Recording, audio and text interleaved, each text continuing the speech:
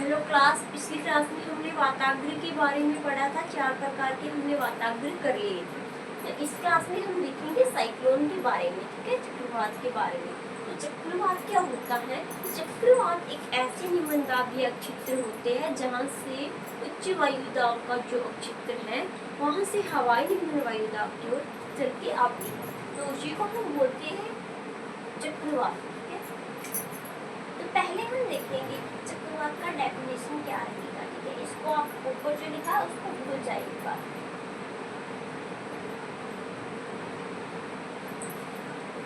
चक्रवात की डेफिनेशन में अगर आपको वन लाइन में लिखना है तो लिखना है ऐसा क्षेत्र जिसके मध्य में निम्न वायु दाब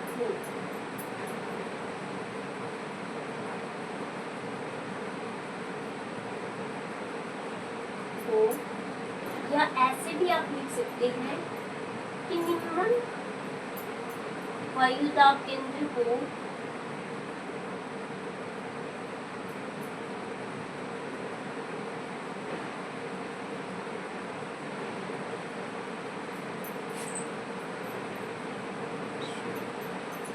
केंद्र को निम्न वायुदाब केंद्र को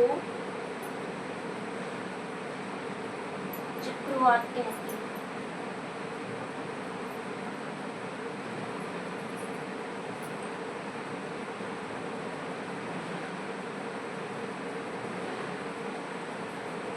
जो चक्रवात है वो एक निम्न वायुदाब का केंद्र होता है, ठीक है, जहाँ से हाई प्रेशर, देखो हमने देखा कि जो हवाएं हैं वो हाई प्रेशर से लो प्रेशर की ओर होती है।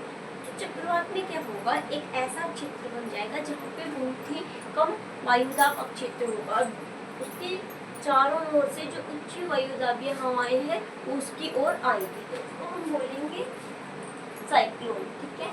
तो साइक्लोन कैसे होगा, जैसे यहाँ पे इसके अंदर ये प्रेशर जो है वो बिल्कुल लो है, इसके बाद जो है प्रेशर थोड़ा बढ़ा, यहाँ पे 0 था, यहाँ पे प्रेशर जो है 10 हुआ, उसके बाद जो है प्रेशर क्या हुआ 20 हुआ, उसके बाद अगर हम देखें बाहर जाके तो यहाँ पे प्रेशर जो है वो 40 हुआ। तो ऐसे जब प्रेशर बाहर की ओर बढ़ता जाए और अंदर की ओर घटता जाए तो उसको हम बोलेंगे साइक्लोन, ठीक है। तो साइक्लोन है हमारा वो उत्तरी गोलार्ध और दक्षिणी गोलार्ध में अलग अलग दिशा में आता है। अलग अलग दिशा में कैसे, जैसे हम उत्तरी गोलार्ध में हम साइक्लोन देखते हैं तो वो आएगा एंटी क्लॉकवाइज। देखो क्लॉक कैसे घूमता है हमारा घड़ी की सुई ऐसे घूमते हैं, तो हमारा जो उत्तरी गोलार्ध होगा उत्तर में क्या होगा, ये ऐसे आएगा, ठीक है, एंटी क्लॉकवाइज आएगा। यहाँ पे देखिए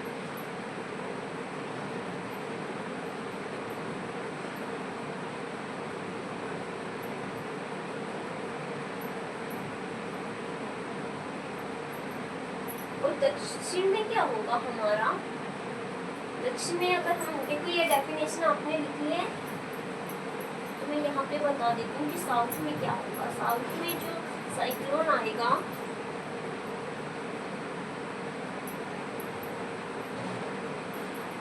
वो आएगा क्लॉकवाइज, ठीक है, घड़ी की सुइयों के अनुसार।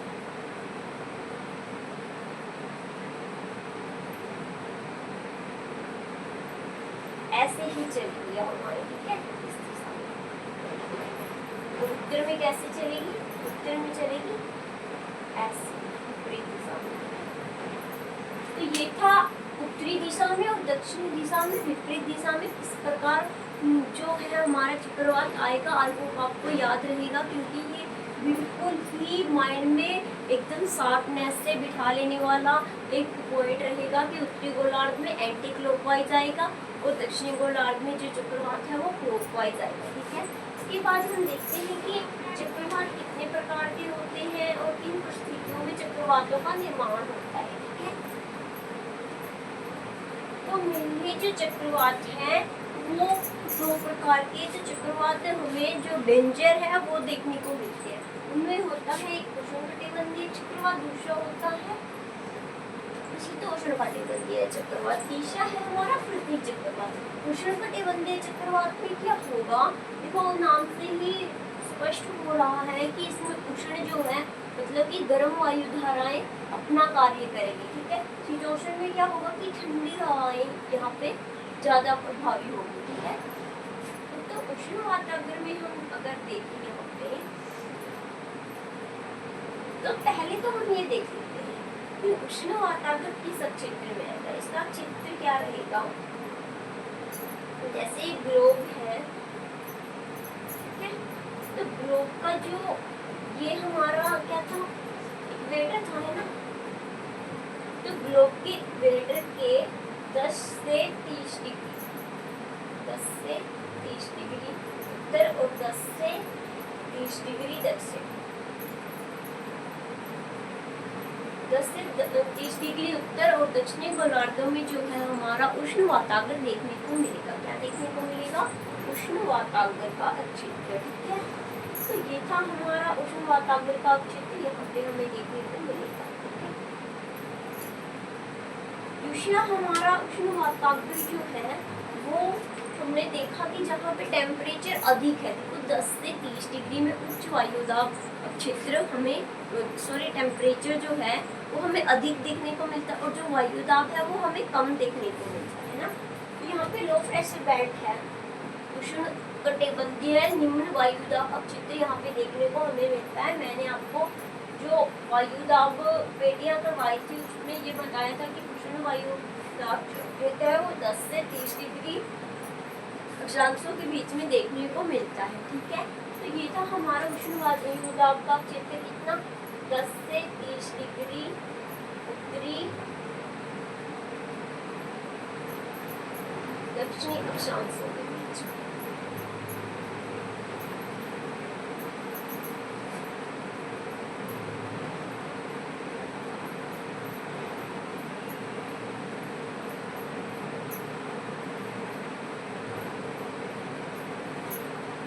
तीसरा क्या होगा, यहाँ पर टेम्परेचर कितना रहेगा, जब उष्ण वातावरण आएगा तो तापमान रहना चाहिए 27 डिग्री सेल्सियस, ठीक है। और क्या होगा, यहाँ पे क्या होना चाहिए, जो ITC-Z का क्षेत्र होना चाहिए।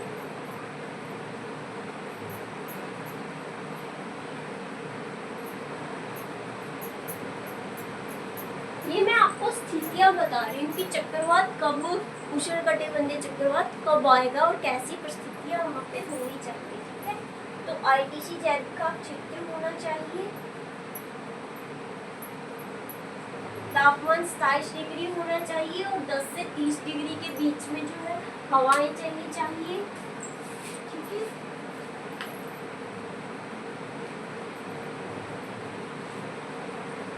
तीसरा क्या है कि ये जो चक्रवात आता है वो केवल सतह पर, इस सतह पे आता है, सागरीय सतह पर।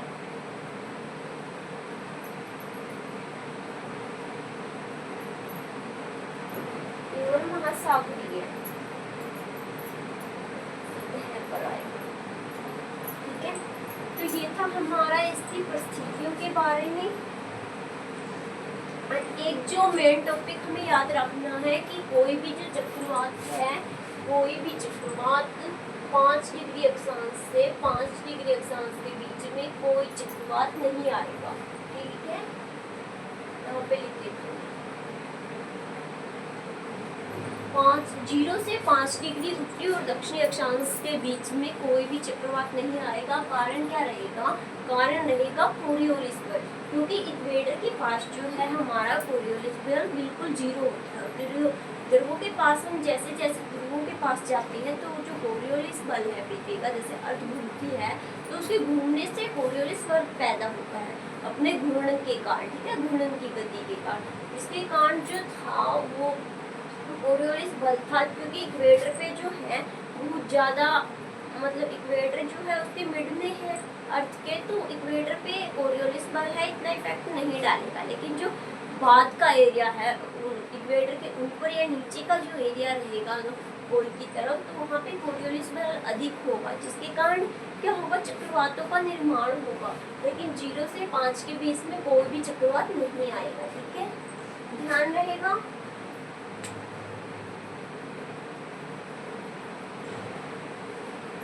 और जो उष्ण वातावरण है उसका निर्माण ठंडी महासागरीय जलधाराओं में नहीं होगा, क्योंकि मैंने आपको बताया कि जो ये टेम्परेचर मतलब ये जो उष्णकटिबंधीय चक्रवात है वो हाई टेम्परेचर पे आता है। कब आएगा, जब महासागर में जो है 27 डिग्री से अधिक टेम्परेचर होगा। तो 27 डिग्री बहुत ही ज़्यादा टेम्परेचर है, तो ठंडी हवाएं जहाँ होगी वहाँ पे टेम्परेचर लो रहेगा। इसके कारण क्या होगा, जो उष्णकटिबंधीय चक्रवात है वो ठंडी महासागरीय धाराओं में नहीं आएगा। ठीक है,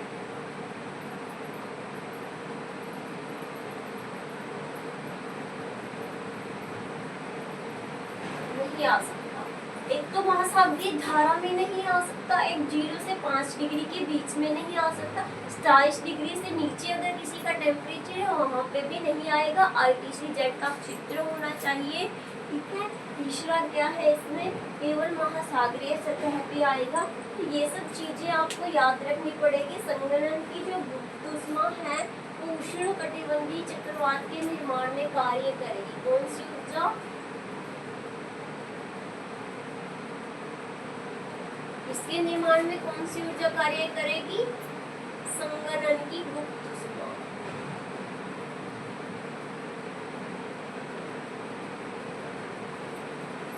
ठीक है, तो उष्णकटिबंधीय चक्रवातों का अगर निर्माण होगा तो वो संगणन की गुप्त ऊष्मा से होगा, इसलिए इसको हाई टेम्परेचर चाहिए ताकि इवेपोरेशन हो और ऊपर जाके जो जलवाष्प है उसका संगणन हो, उसके बाद ही जो उष्णकटिबंधीय चक्रवात है उसका निर्माण होगा। तो ये दशाएं आप याद रखिएगा। एक बार मैं आपको फिर से रिवीजन करा देती हूँ। 0 से 5 के बीच में उत्तरी और दक्षिण में कोई भी चक्रवात नहीं आता, ना ही शीतोष्ण, ना ही प्रति चक्रवात, ना ही उष्णकटिबंधीय चक्रवात। तीसरा, महासागरीय ठंडी जलधाराओं में चक्रवात नहीं आएगा। इसके लिए जो टेम्परेचर है वो होना चाहिए उष्णकटिबंधीय के लिए 27 डिग्री से ऊपर, और सागरीय सतह पर 27 डिग्री होना चाहिए, ना कि महाद्वीपीय सतह पे। ठीक है, तीसरा है ITC-Z के क्षेत्र में ही जो उष्णकटिबंधीय क्षेत्र उष्णकटिबंधीय चक्रवात है हमारा आता है। चौथा जो है हमारा जो ये इसका अक्षेत्र है वो 10 से 30 डिग्री उत्तरी और दक्षिणी अक्षांशों के बीच में हमें जो ITC-Z है उष्णकटिबंधीय चक्रवात का क्षेत्र है वो देखने को मिलता है। ठीक है, तो ये थी हमारी उष्णकटिबंधीय वायुदाब की जो परिस्थितियाँ उसके बारे में। अब हम देखते हैं कि जो उष्णकटिबंधीय हमारा चक्रवात है वो कैसे कैसे प्रभाव डालता है। ठीक है, एक जो है उष्णकटिबंधीय चक्रवात अगर आ रहा है तो उसमें कौन सा ऊर्जा कार्य कर रही है, संगणन की गुप्त ऊष्मा। ध्यान में रखना बिल्कुल, क्योंकि ये क्वेश्चन पूछा जा सकता है। बिल्कुल ही बच्चे भूल जाते हैं, एकदम से माइंड में से गायब हो जाता है कि संगणन की गुप्त ऊष्मा से उष्णकटिबंधीय चक्रवात का निर्माण होगा। और शीतोष्ण में क्या होगा, शीतोष्ण में जो है तापमान में अंतर के कारण जो शीतोष्णकटिबंधीय चक्रवात है उसका निर्माण होता है। तो संगणन की गुप्त ऊष्मा से क्या होगा, उष्णकटिबंधीय चक्रवात का निर्माण, और तापमान में अंतर के कारण होगा शीतोष्णकटिबंधीय चक्रवात का निर्माण। इसके बारे में हम आगे पढ़ेंगे। संगणन की गुप्त ऊष्मा। दूसरा क्या होगा, इसमें वर्षा होगी एकदम से भारी मात्रा में, तीव्र वर्षा।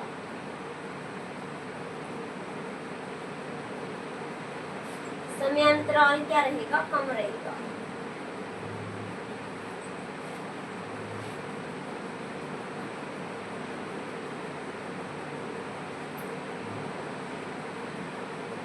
समयांतराल कम रहेगा, तीव्र वर्षा होगी।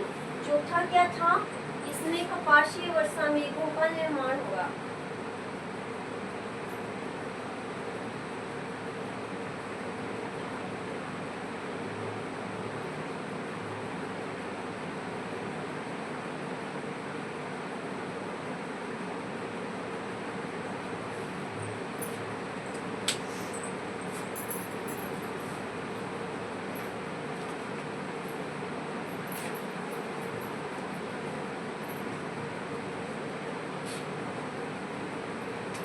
देखो अगर कपाशीय वर्षा मेघ का जहाँ निर्माण हो रहा है वहां पे क्या होगा, तड़ित झुंझा आएगी, मतलब बिजलियां गिरेगी, है ना, तूफान आएगा। तो इस प्रकार की घटनाएं भी हमें देखने को मिलेगी कहाँ पे, जब उष्णकटिबंधीय चक्रवात का निर्माण होगा। तो जो उष्णकटिबंधीय चक्रवात है मेनली आपको क्या सबसे अच्छे तरीके से ध्यान में रखना, एक तो 10 से 30 डिग्री के बीच में आता ITC Z क्षेत्र होना चाहिए। दूसरा संगणन की गुप्त ऊष्मा। एक और हाईलाइट पॉइंट कर देती हूँ मैं, इसको हाईलाइट कर लो, ठीक है। एक और हाईलाइटिंग पॉइंट है, क्या रहेगा, सॉरी एकदम दिमाग से निकल गया क्या। हाँ, इसकी जो दिशा है वो आपको याद रहनी चाहिए। ये जो चक्रवात आता है ये पूर्व से पश्चिम दिशा की ओर आता है, ठीक है।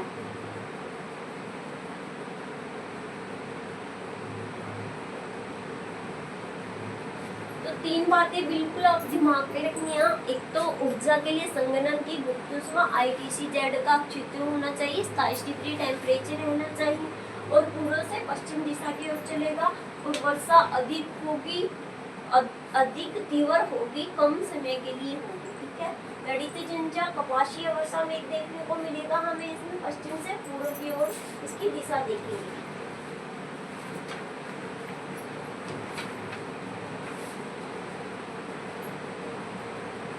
अब मैं आपको इसका स्ट्रक्चर बना के दिखा देती हूँ कि वास्तव में होता क्या है और कैसे आएगा, ठीक है।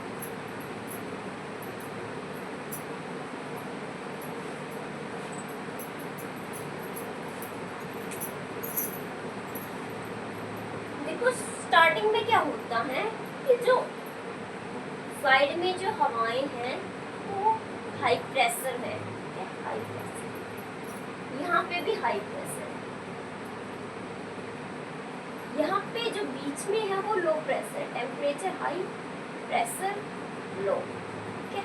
यहाँ पर temperature high, sorry temperature low, pressure high. तो हवा यहाँ पे आई, यहाँ पे प्रेशर लो है क्योंकि यहाँ पे आ रही है, तो यहाँ पे गर्म होने के बाद ये हवाएं जो है ये ऊपर की ओर संघनित होकर ऊपर की ओर जाने लगेगी, इवेपोरेट होके। तो इस प्रकार फिर ये ऊपर एक हाइट पे जाने के बाद मुड़ जाएगी, ठीक है। तो ऐसे ही लगातार हवाएं आती रहेगी, ऐसे फैलती जाएगी, ठीक है, हाइट पे जाने के बाद। तो इस प्रकार से क्या होगा, एक मेघों का निर्माण हो जाएगा ऐसे, ठीक है। इस प्रकार एक मेघ बादल जैसी संरचना का निर्माण होगा, ये बादल होगा संघनन होने के बाद। जैसे यहाँ पे हाई प्रेशर था, यहाँ पे भी हाई प्रेशर था, यहाँ पे टेम्परेचर हाई है और टेम्परेचर हाई होने के बाद कारण क्या होगा, जो हवाएं है वे गर्म हो गई। यहाँ से जो हवाएं आ रही थी यहाँ गर्म होके ऊपर की ओर उठेगी और संघनन के कारण बादल का निर्माण होगा। ये कौन सा बादल है हमारा, कपाशीय वर्षा में।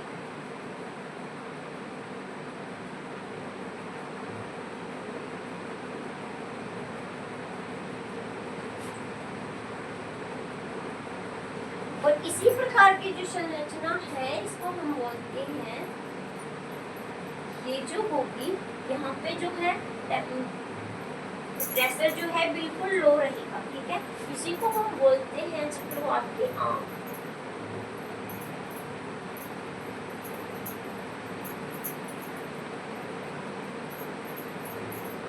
क्या कहेंगे हम इसको, चक्रवात की आंख। यहाँ पे प्रेशर जो है बिल्कुल लो रहेगा, टेम्परेचर हाई रहेगा, तो इसको हम बोलेंगे चक्रवात की आंख। अगर यहाँ पे ये जो कपाशीय वर्षा मेघ है इसने अपने साइड में वर्षा करनी शुरू कर दी, ठीक है, यहाँ पे वर्षा होनी शुरू हो गई है।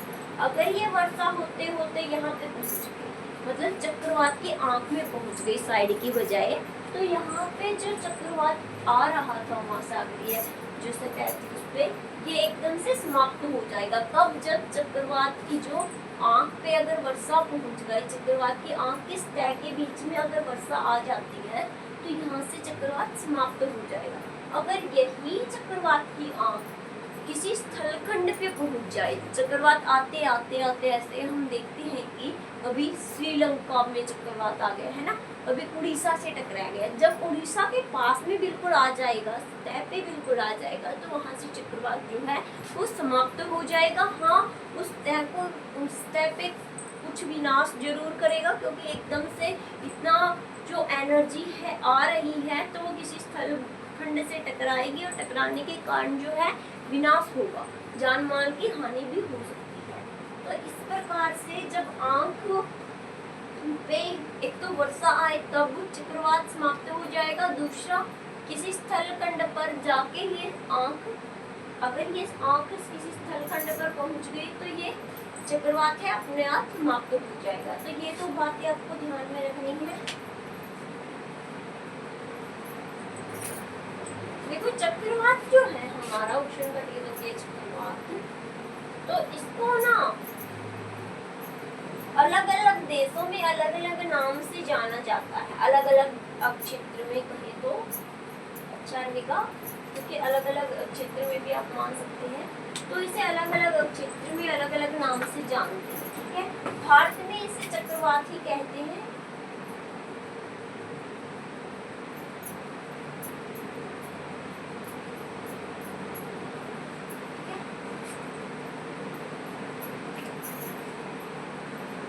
चक्रवात को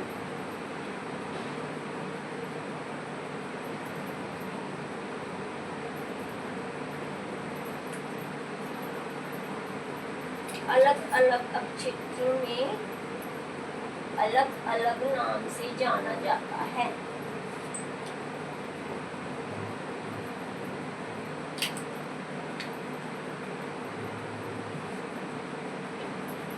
वैसे तो ये जो क्वेश्चन है वो +1 और +2 की एनसीईआरटी में आपको मिल जाएगा, और जो है यूपीएससी में जो शायद ऐसा अभी तक तो कभी नहीं पूछा गया, लेकिन अब जो फैक्चुअल क्वेश्चन है वो थोड़ा आ रहा है, तो पूछा भी जा सकता है, लेकिन अभी तक नहीं आया है कि इसको कैसे, कौन से चक्रवात को किस क्षेत्र में किस नाम से जाना जाता है।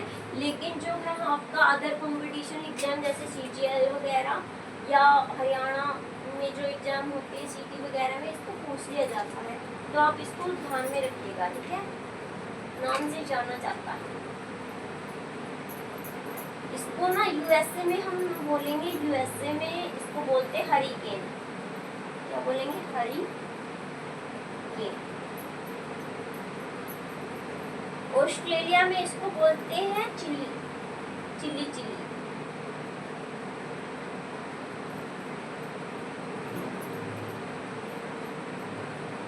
वैली चिली, ऐसा कुछ नाम था इसका ऑस्ट्रेलिया में।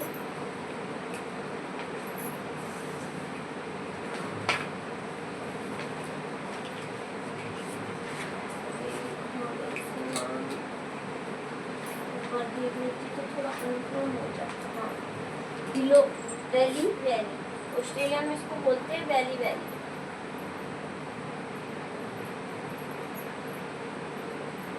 जापान में बोलते हैं इसको टाइफो।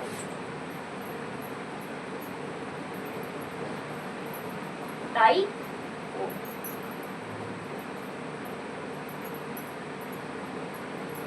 और चीन में बोलते हैं, देखो नीचे से दिखेगा नहीं, यहाँ पे लिख लो क्या, चीन में इसको बोलते हैं टाइफोन।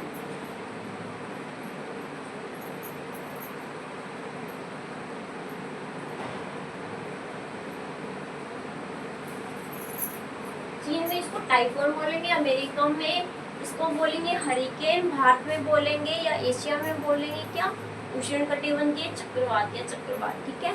तो ऑस्ट्रेलिया में बोलेंगे वैली वैली, और जापान में बोलेंगे इसको टाइफो, चीन में बोलेंगे टाइफो।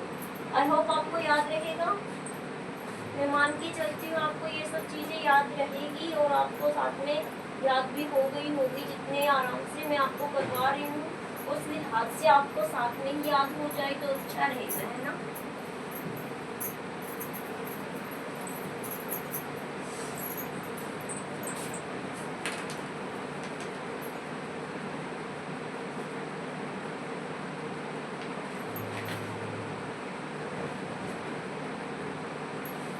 देखो एक होता है चक्रवात जो है उसका अलग अलग ये था, अलग अलग क्षेत्र में अलग अलग नाम होता है, एक तो ये। लेकिन अगर मान लिया हर एक क्षेत्र में बार बार एक वर्ष में बहुत सारे जो चक्रवात है वो आते हैं, जिसके कारण हर एक देश इसका नाम रखता है, अलग नाम रखे जाते हैं चक्रवात को, ठीक है। आपने सुना होगा कि इस देश ने इस चक्रवात का नाम ये रखा, मिचोंग रखा है ना, म्यांमार ने, भारत ने रखा था एक नाम, क्या रखा था, तेज चक्रवात का नाम रखा था, है ना।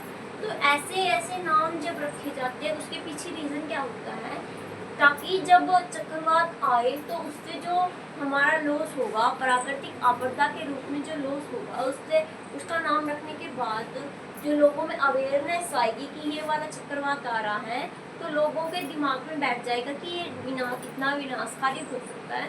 तो उसकी वजह से अलग अलग देशों ने अपने एक समूह के रूप में इसका नाम रखना शुरू कर दिया।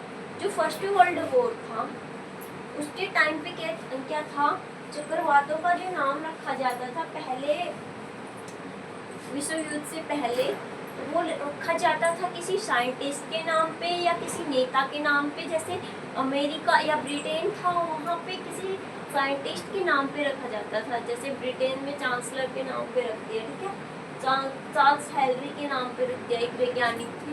तो ऐसे ऐसे नामों पे जो था साइक्लोन का नाम रखा जाता था वैज्ञानिकों के नाम पे। ऑस्ट्रेलिया में क्या होता था कि ऑस्ट्रेलिया में नाम रखा जाता था नेताओं के नाम पे, वहाँ पे जिसका भी शासन होता था उसके नाम पे, अगर वहाँ आसपास साइक्लोन आता है तो उसका नाम रख दिया जाता था।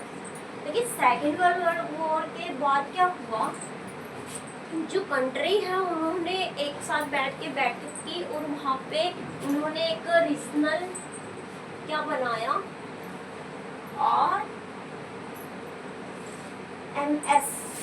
RSM regional scientific metrological regional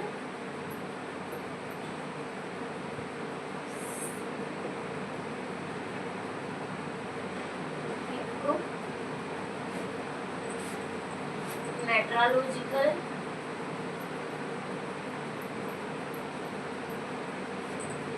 यहाँ पे लिखी हूँ सेंटर, ठीक है।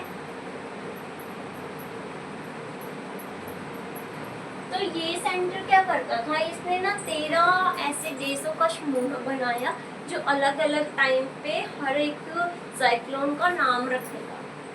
इसने बनाए थे पांच ऐसे TCWS क्या है,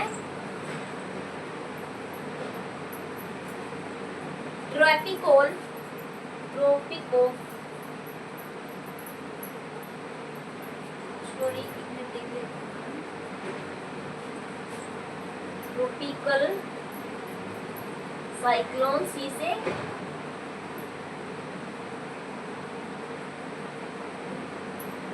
वार्निंग सिस्टम, ठीक है।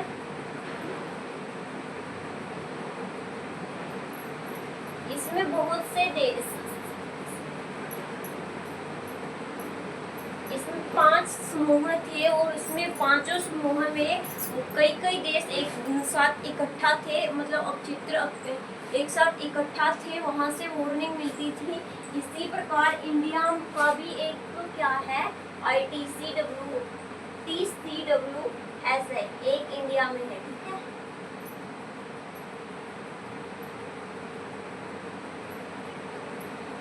इंडिया का जो TCW है, TCW tropical cyclone warning system जो है वो किस को 13 देशों को अवेयर करता है, इससे साइक्लोन से 13 देशों, ठीक है। आगे चल के मैं बताऊंगी कि किस किस देश को अवेयर करता है। इंडिया पे अगर हम आए तो देखिए क्या होता है,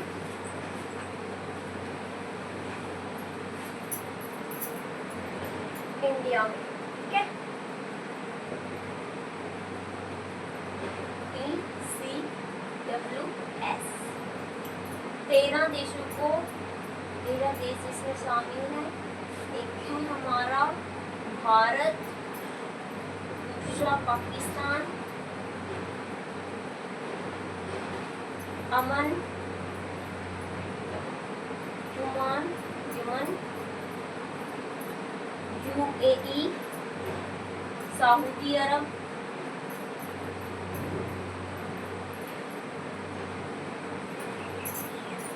मालदीव,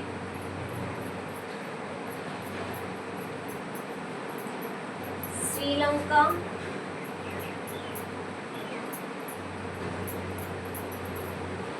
और कौन सा रहेगा हमारा म्यांमार, बांग्लादेश,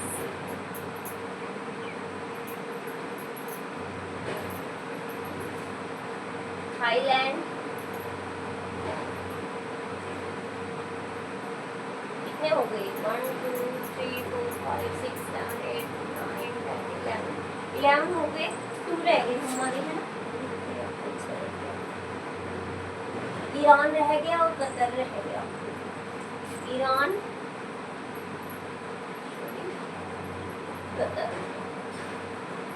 तो आप सोच रहे होंगे जब भारत के आसपास के ही क्षेत्र लेने थे तो नेपाल को इन्होंने क्यों नहीं लिया, चीन को क्यों नहीं लिया?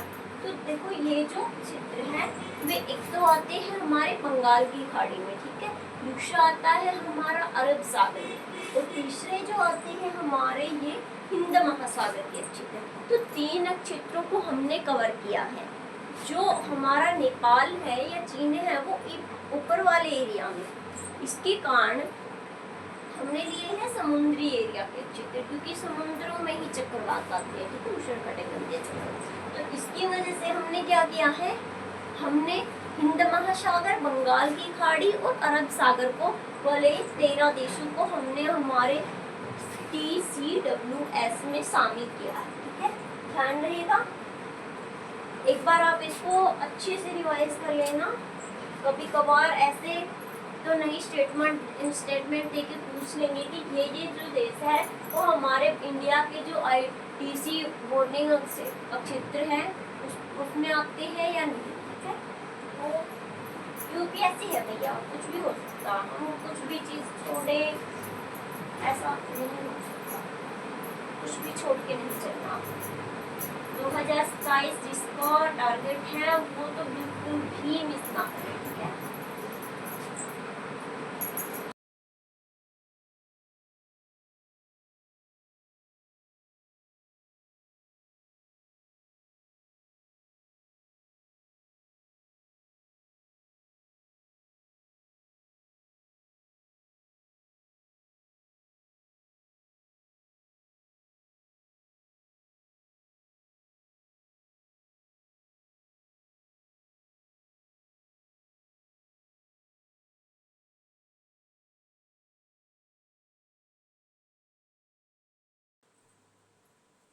अब ये जो मैं बना रही हूँ ये अच्छा से तो नहीं बनेगा, लेकिन फिर भी आप समझ ये है हमारा शीतोष्ण वातावरण, शीत वातावरण है।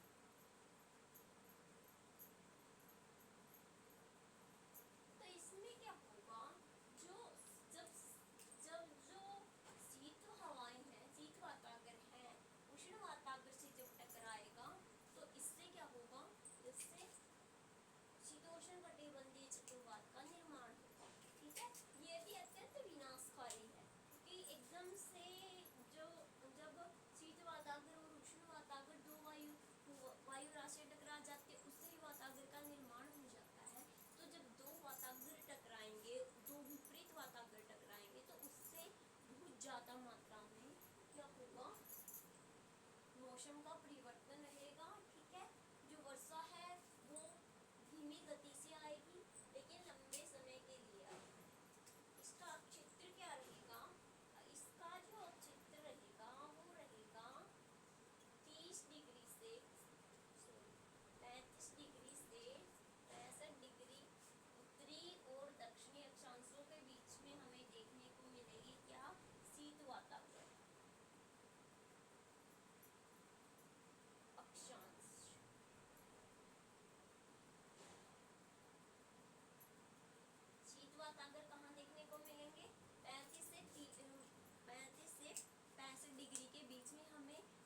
और दक्षिणी क्षेत्रों में शीत वातागर देखने को मिलेंगे। कब बनेंगे? जब उष्ण वातागर शीत वातागर से टकरा जाएगा, ठीक है। यहाँ पे निम्न, यहाँ पे क्या होगा? अगर यहाँ पे उष्ण है तो टेम्परेचर हाई, प्रेशर क्या होगा? लो होगा। तो शीत वातावरण में क्या होगा? Temperature low, pressure high. इसी वजह से ये शीत वातावरण जो है वो उष्ण वातावरण की ओर बढ़ रहा है, निम्न वायु दाब की ओर बढ़ रहा है, ठीक है। तो ये था हमारा शीत वातावरण। इसमें अब चित्र आपने देख लिया। दूसरा इसका एक कैरेक्टरिस्टिक क्या रहेगा? वर्षा जो होगी इसमें कम तीव्र होगी, ठीक है, लेकिन लंबे समय के लिए होगी।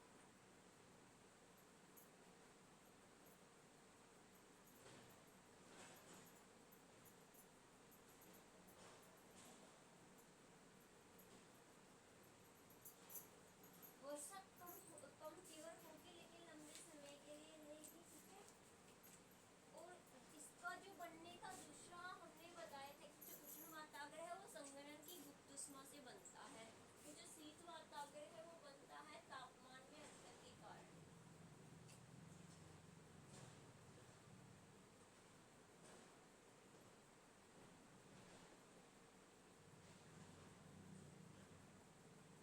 ध्यान में रखना, इस बात को एकदम से हाईलाइट कर लेना। दोनों चीजें बिल्कुल इम्पोर्टेंट है कि जो उष्ण वातावरण है वो संघनन की गुप्त ऊष्मा से बनेगा। शीत वातावरण है वो तापमान में अंतर के कारण बनता है। बहुत ज्यादा बड़े बड़े जो बच्चे हो जाते हैं, 2-2 3-3 साल, जिसको तैयारी करते हुए हो गया है, वो भी इस बात को याद नहीं रख पाते, ठीक है। आप स्टार्टिंग में बिगिनर्स हो तो पहले ही रखें।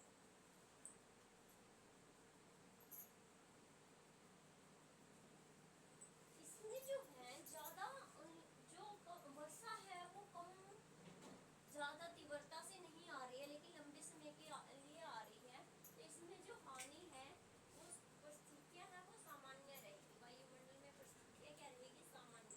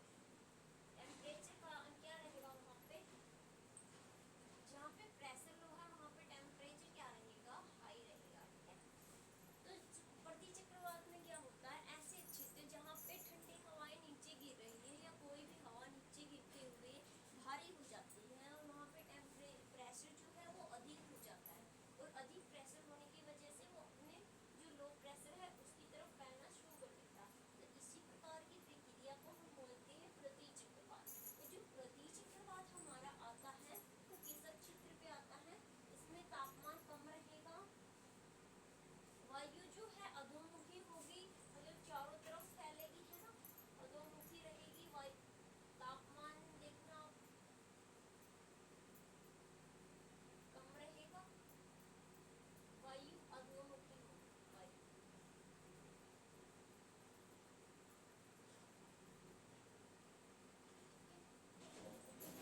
चौथा क्या होगा इसमें,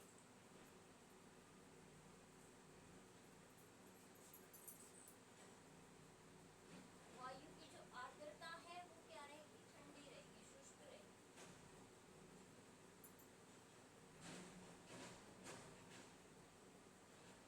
और इसका आप चित्र और देख लीजिए, है ना, इसके बाद आपको फिनिश करते हैं, इसका चित्र बता देते हैं आपको एक बार। प्रतीक चक्रवात का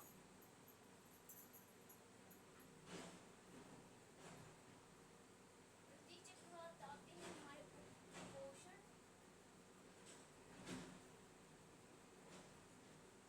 कटिबंध में और शीतोष्ण में।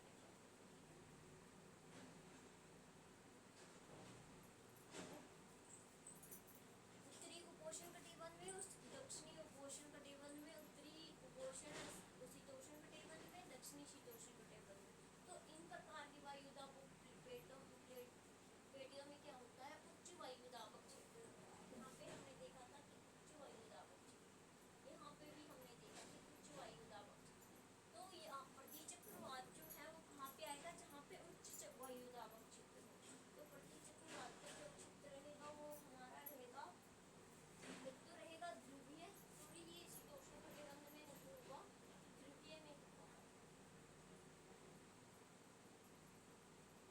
ध्रुवीय, क्योंकि शीतोष्ण में तो सॉरी निम्न वायुदाब रहता है, लेकिन ध्रुवीय में और उपोष्ण कटिबंधीय में जो वायुदाब क्षेत्र है वो अधिक रहता है। तो वायुदाब पेटी अधिक होने के कारण यहाँ पे प्रतीक चक्रवात हमें देखने को मिलते हैं। इसका टेम्परेचर कम रहेगा, चारों दिशाओं में ये फैलेंगे तो इनको अधोमुखी बोलेंगे हम, और शुष्कता होगी इसमें, क्योंकि जो हवा ठंड है वो ज़्यादा रहेगी, जिसके कारण यहाँ पे शुष्कता होगी। ठीक है, तो ये था हमारा आज का प्रतीक चक्रवात, हमने तीनों कंप्लीट कर लिए हैं। आई होप आपको समझ में आया होगा, बिल्कुल इजी से मैंने समझाया। अगर फिर भी कुछ समझ में ना आए तो आप मुझे मेल कर सकते हैं, या वीडियो को रिपीट करके एक बार देख लीजिएगा, आपको अच्छे से समझ में आ जाएगा। वो ज़्यादा से ज़्यादा इस क्लास को लोगों को शेयर करो, अपने फ्रेंड्स को जोड़ो, ताकि और वीडियो को देखने के बाद एक लाइक जरूर कर कीजिएगा। देखो आपका कुछ नहीं लगता, लेकिन मुझे जो है एक अच्छा, एक तो फीलिंग अच्छी आती है, दूसरा क्या है, मैं आपके लाइक के बाद वीडियो बनाने के लिए और ज़्यादा मोटिवेट होगी, और आपके साथ अपनी जो एजुकेशन है, अपनी जो नॉलेज है उसको ज़्यादा शेयर कर पाऊँगी, ज़्यादा अच्छे से आपके साथ पेश आ पाऊँगी, है ना, अच्छे अच्छे